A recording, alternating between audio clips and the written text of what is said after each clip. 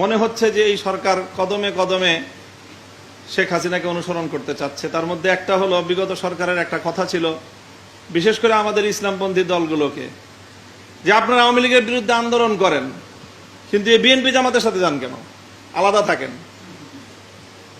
এটা ছিল আমাদের সকলের প্রতি, আমরা যারা ইসলামী রাজনীতি করি আমরা জানি যে তারা আমাদেরকে উৎসাহ দিত, আওয়ামী লীগ, যে আপনারা আওয়ামী লীগের বিরুদ্ধে কথা বলবেন, আন্দোলন করবেন, সংগ্রাম করবেন, কিন্তু খবরদার বিএনপি জামাতের সাথে মিলবেন না। আমি দেখছি বর্তমান সরকারের ঠিক সেই একই পলিসি গ্রহণ করতেছে, যে আপনারা দাবি করেন, কিন্তু দাবিটা যেন সরকারের বিপক্ষে কেন্দ্রীভূত না হতে পারে, এক জায়গায় এসে শক্তিশালী হতে না পারে, সরকার সেই পলিসি গ্রহণ করার চেষ্টা করছে।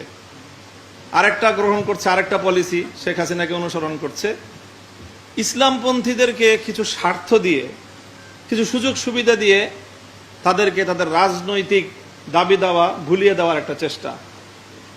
বিগত সরকার আমাদের বিশেষ করে কওমি মাদ্রাসাগুলোর ন্যায্য অধিকার, কওমি সনদের রাষ্ট্রীয় স্বীকৃতি বাস্তবায়ন করেছে, বাস মনে করেছে কওমি অঙ্গনকে তারা কিনে নিল, কাজেই তাদের আর রাজনৈতিক কোনো দাবি দেওয়া থাকতে পারবে না।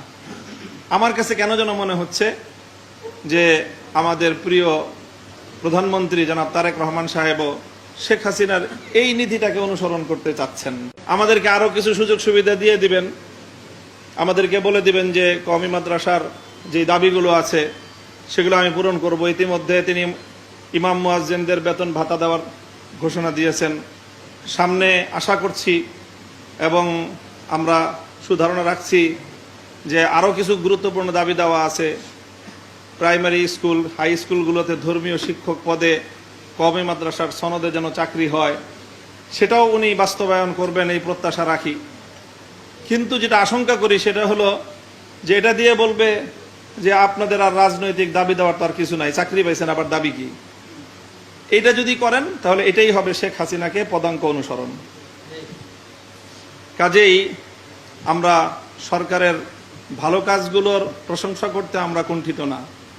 সরকার দিল্লি যেভাবে শেখ হাসিনাকে পুনর্বাসন করার ইতিমধ্যে আনুষ্ঠানিক কার্যক্রম শুরু করেছে, সেখানে প্রেস কনফারেন্স করবার মতো একটা আয়োজন করে দিয়ে দিল্লি যেভাবে বাংলাদেশের রাষ্ট্রকে অসম্মান এবং অপমান করেছে, সেই জায়গায় আমাদের সরকার পররাষ্ট্র মন্ত্রণালয় থেকে একটা বিবৃতি দিয়েছে এবং বিবৃতিটা যথেষ্ট কঠোর হয়েছে।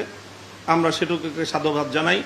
তবে আমরা মনে করি যে শুধু এতটুকুই যথেষ্ট নয়, দিল্লির এখানে যে হাই কমিশনার আছে তাকে তলব করে এই বিষয়ে শক্ত অবস্থান বাংলাদেশে জানান দেওয়া উচিত। সরকার যদি এই পদক্ষেপ গ্রহণ করে, আমরা বিরোধী দলের পক্ষ থেকে সরকারকে সর্বতোভাবে সহযোগিতা করব ইনশাল্লাহ। তবে শেষ কথা হলো এই যে জুলাই যে আকাঙ্ক্ষা, গণভোটের রায় কার্যকর করেন, অন্য কিছু দিয়ে আমাদেরকে আপনারা নিবৃত্ত করতে পারবেন না।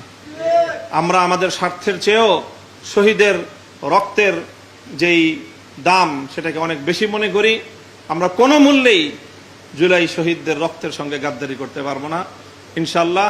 আমরা এভাবে যার যার জায়গা থেকে যে কোনোভাবেই হোক, যারাই জুলাই সনদ এবং গণভোটের রায়ের কার্যকর করার পক্ষে আছি, আমি মনে করি সবাই যার যার মঞ্চ থেকে কাজ করলেও আমাদের মধ্যে একটা সমন্বয় যদি থাকে, তাহলে এই সরকার আজ না হয় কাল এই দাবি মানতে বাধ্য হবে ইনশাল্লাহ।